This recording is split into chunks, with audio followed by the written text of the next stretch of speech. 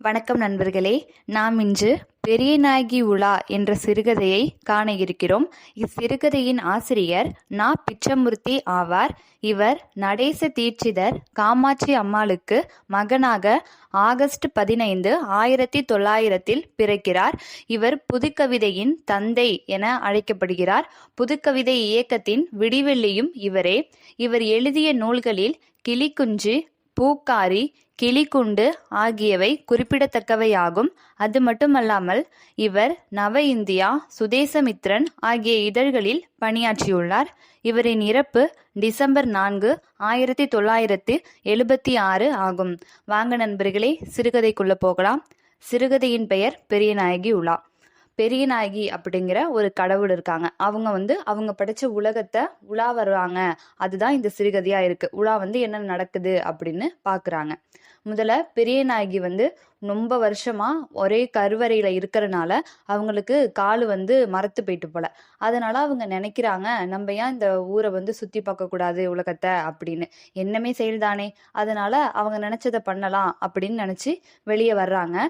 பெரியநாயகிக்கு காவலாளியா 2 பேர் இருக்காங்க. விஜயை, ஜெயையை அப்படின்னு 2 காவலாளிகள் இருக்காங்க.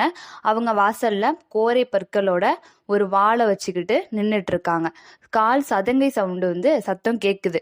விஜய்க்கும் ஜெயைக்கும் ஒரே ஆச்சரியம். சதங்கை சத்தம் எங்க இருந்து வருது? உள்ளேயும் யாரும் போல, வெளியேயும் யாரும் வரல, எங்கிருந்து வருது அப்படின்னு யோசிக்கிறாங்க.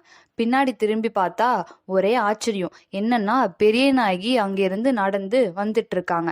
இவங்க பெரியநாயகி கிட்ட போய் ஏன் இப்படி வர்றீங்க அப்படின்னும் கேட்க முடியாது. ஏன்னா அவங்க எஜமானி, இவங்க காவலாளி தானே.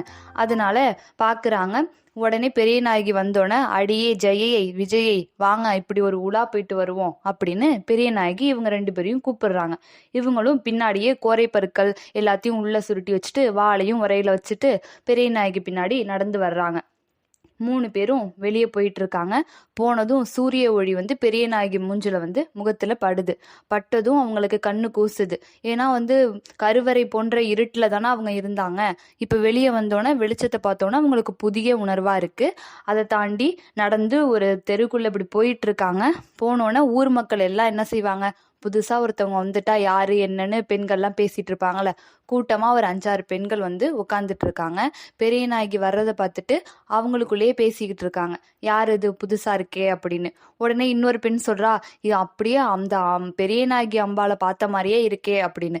இன்னொரு பெண் அதுக்கு சொல்றா, உனக்கு யாரை பார்த்தாலும் பெரியநாயகி மாரி தான் தெரியும், ஒரு பொம்பளை பொண்ணு உள்ள போயிடக்கூடாது, உடனே பெரியநாயகி தான் அப்படின்னு இவங்க பேசிக்கிட்டு இருக்காங்க. அதையெல்லாம் கேட்டு பெரியநாயகி அந்த இடத்த விட்டு நகர்ந்துடுறாங்க. நகர்ந்து ஒரு தெருவுக்கு போறாங்க. அது பேரு தான் சந்நிதி வீதி. அந்த வீதியில 2 பக்கமும் கொஞ்சம் வீடு தான் இருக்கு. ஆனா எல்லா வீடுமே பெரிய பெரிய வீடா இருக்கு. அதுல முக்காவாசி வீடு என்னவா இருக்கு அப்படின்னா வக்கீல்களோட வீடாதான் இருக்கு. அந்த தெருவுக்குள்ள நடந்து போயிட்டு இருக்காங்க. அந்த ஒவ்வொரு வீட்டு வாசல்லையும் அவ்வளோ கூட்டம் கூடி நிக்குது. உடனே பெரியநாயகிக்கு ஆச்சரியமா இருக்கு, என்ன இங்க நடக்குது அப்படின்னு ஜெய கிட்ட கேக்குறாங்க. அவ சொல்றா, அதுதான் வக்கீல் வீடு அப்படின்னு. வக்கீலா?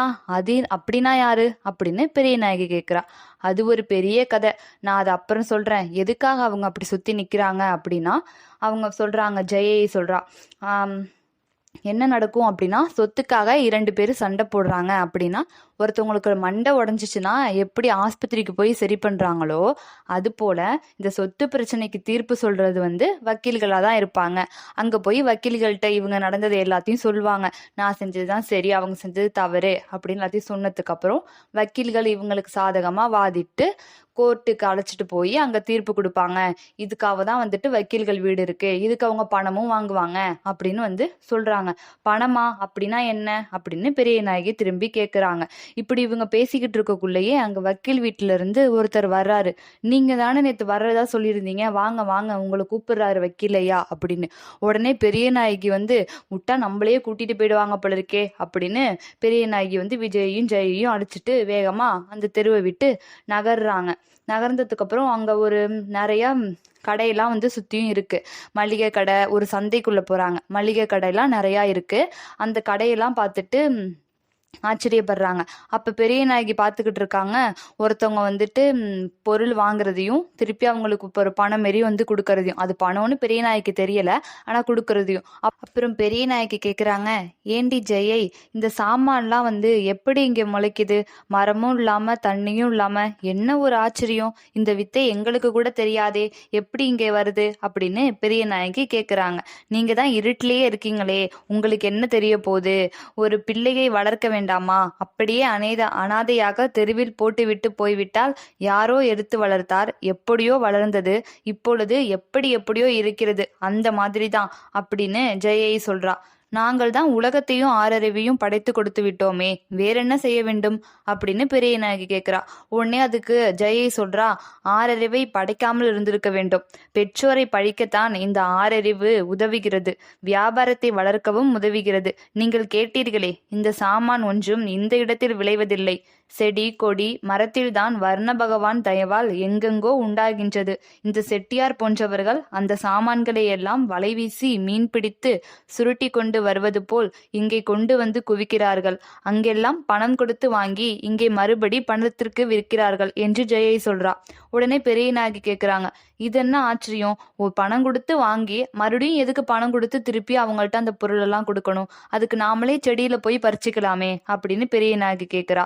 உடனே ஜெயை சொல்றா, உங்களை பார்க்கணும் அப்படின்னா கருவறைக்குள்ள நாங்களே கோயிலுக்குள்ளார நுழைஞ்சிட முடியாதுல்ல, அதுக்குன்னு ஒருத்தவங்க இருந்து வழிவகை செய்து தானே ஒருவர் பின் ஒருவரா வந்து அனுப்பி வைப்பாங்க. எல்லாரும் ஒரே நேரத்துல வந்தா யாரோட பிரச்சனையை நீங்க காதுல வாங்கி யாரோட பிரச்சனையை தீர்க்க முடியும்? அது போலதான் இதுவும், எல்லாரும் அந்த செடியை நாடி போனாங்கன்னா ஒண்ணுமே மிஞ்சாது அப்படின்னு ஜெயை வந்துட்டு பெரிய நாயகிக்கு சொல்றா. இப்படி பேசிக்கிட்டு இருக்கக்குள்ளேயே ஒரு வாகனம் வந்து மோதுற மாதிரி பெரிய நாய்கிட்ட வந்து நிக்குது. உடனே அவரு திட்டுறாரு, நீ பெண் பிள்ளை தானா, நடு ரோட்ல நிக்கிறியே அப்படி இப்படின்னு அந்த வாகனத்துல வந்தவர் திட்டுறாரு. பெரிய நாய்க்கு திருப்பினோன்னே பெரிய நாயகியோட முகத்தை பார்த்தோன்னே மன்னிச்சிடுங்க அப்படின்னு பெரிய நாயகிட்ட மன்னிப்பு கேட்கிறாரு. பெரிய நாயகி அதை கண்டுக்காம, அதெல்லாம் இருக்கட்டும், நீ ஏதோ வித்தியாசமான ஒரு மிருகத்துல வந்திருக்கியே, அந்த மிருகத்தோட பேர் என்ன அப்படின்னு பெரிய நாயகி கேட்குறாங்க அந்த வாகனத்தை பார்த்து.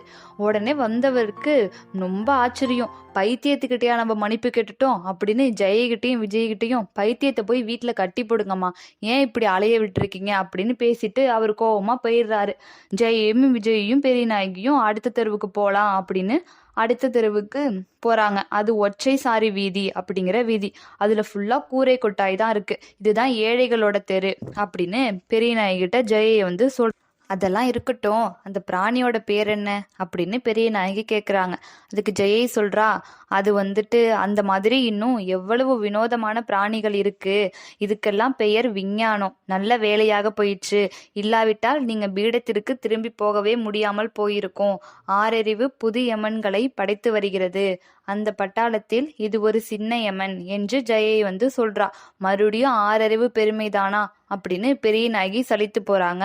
உடனே ஜெயை கேக்குறா, என்ன அதுக்குள்ள சலிச்சு போயாச்சு, இன்னும் நம்ம சுத்தி பார்க்க வேண்டிய இடம் நிறைய இருக்கு அப்படின்னு. பெரிய நாயகி சொல்றா, போதும்னு நினைக்கிறேன், நம்ம போகலாம் அப்படின்னு சொல்லிட்டு போறாங்க. அப்ப ஜெயை சொல்றா, இந்த தோட்டத்து வழியா நம்ம போவோம், சீக்கிரம் போயிடலாம் அப்படின்னு. ஒரு தோட்டத்துக்குள்ள நுழைகிறாங்க. நுழைஞ்சதும் கால் சலங்கையை வந்து களீர் களீர் என்று கால் சலங்கை வந்து கேட்குது. அந்த சத்தத்தோடையே அவங்க நடந்து போயிட்டு இருக்காங்க. அப்பதான் சினிமாக்காரவங்க அங்க ஒரு 2 பையன் வந்து சினிமா எடுக்கிறதுக்காக வந்திருக்காங்க. அம்மனாக வந்து ஒருத்தவங்க நடிக்கணும்.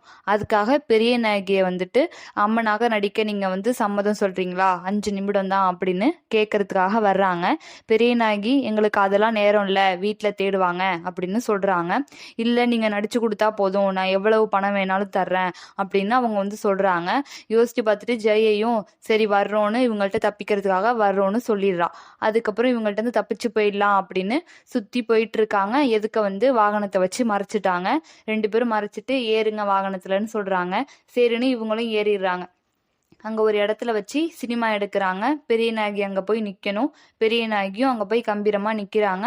அங்க வந்து பெரிய நாயகிக்கு வந்து சாமி வேஷம் சாமி தான் அவங்க ஏற்கனவே. ஆனால் அலங்காரம்லாம் செஞ்சு அங்கே வந்து சாமி மாரி உட்கார வச்சு வீடியோலாம் எடுத்து முடிக்கிறாங்க. முடிச்சுட்டு அவங்களுக்கு பணமும் தர்றாங்க ஒரு பொட்டலத்தில். அதை வாங்கிட்டு அந்த இடத்த விட்டு கிளம்பிட்டாங்க. கோயில் கோபுரம் தெரியுது. ஜெயை சொல்கிறா நம்ம கோயிலை நெருங்கிட்டோம் அப்படின்னு. நடந்து வர்றாங்க. அப்போ அந்த பொட்டலத்தில் என்ன இருக்குது பிரி பார்ப்போம் அப்படின்னு பெரிய நாயகி சொல்கிறாங்க. அதை பிரித்து பார்த்தா அதில் பணம் இருக்குது. இது என்ன நோட்டாக இருக்குது அப்படின்னு பெரிய நாயகி கேட்குறா. இதுதான் நம்ம முன்னாடி பார்த்த பணம், அந்த வக்கீல் வீடாக மாறின பணம், அந்த நீங்கள் சொன்னீங்களே புது மிருகம் அப்படின்னு அது வாங்குறதுக்கெலாம் வந்த பணம் இதுதான் அப்படின்னு, இதுதான் எல்லாத்துக்கும் காரணம் அப்படின்னு ஜெயை சொல்கிறா. ஓ அப்படியா சேதி, அடுத்த வாட்டி நாங்கள் படைக்கக்குள்ள இதையும் சேர்த்து படைக்கிறோம் அப்படின்னு சிரிச்சுக்கிட்டே கோயிலுக்குள்ள வந்து பெரிய நாயகி வந்து நுழைஞ்சிட்டாங்க. இவ்வாறாக இந்த சிறுகதை நிறைவடைகிறது. இந்த காணொளி உங்களுக்கு பிடிக்கும்னு நான் நினைக்கிறேன். நன்றி நண்பர்களே.